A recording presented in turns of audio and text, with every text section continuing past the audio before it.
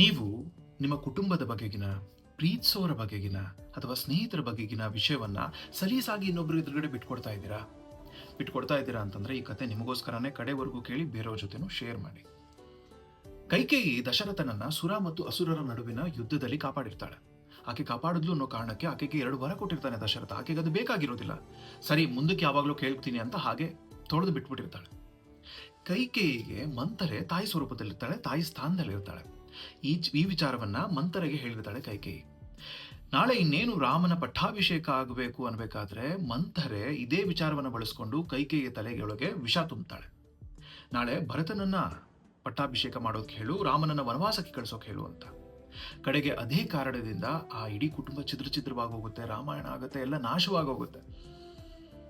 ದಶರಥ ಪ್ರಾಣ ಕಳ್ಕೋಬೇಕಾಗುತ್ತೆ, ಕೈಕೇಯಿ ಅನುಭವಿಸ್ಬೇಕಾಗುತ್ತೆ. ಹೀಗೇನೆ ನೀವು ಅಷ್ಟೇ ನಿಮ್ಮ ಜೀವನದಲ್ಲಿ ಯಾರೋ ನಿಮ್ಮವರು ಅಂತ ಅನ್ಕೊಂಡು ಆಕ್ಚುಲ್ ನಿಮ್ಮವ್ರು ಯಾರಿರ್ತಾರೆ ಅವ್ರ ಬಗೆಗಿನ ವಿಚಾರವನ್ನ ಬಿಟ್ಕೊಡೋಕ್ಕಿಂತ ಮುಂಚೆ ಬಹಳ ಯೋಚನೆ ಮಾಡಿ. ಯಾಕಂದ್ರೆ ಒಂದು ವಿಚಾರ ಒಂದ್ಸರಿ ಹೊರಗಡೆ ಹೋಯ್ತು ಅಂತಂದ್ರೆ ಅದು ಸೀಕ್ರೆಟ್ ಆಗಿ ಉಳಿದಿರೋದಿಲ್ಲ. ಅದನ್ನ ಯಾರು ಬೇಕಾದ್ರೂ ನಿಮ್ಮ ವಿರುದ್ಧ ಹೇಗೆ ಬೇಕಾದ್ರೂ ಬಳಸ್ಕೋಬಹುದು.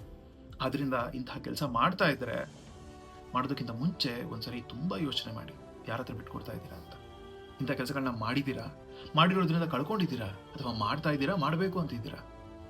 ಮಾಡಬೇಡಿ. ಮಾಡೋಕ್ಕಿಂತ ಮುಂಚೆ ಯೋಚನೆ ಮಾಡಿ.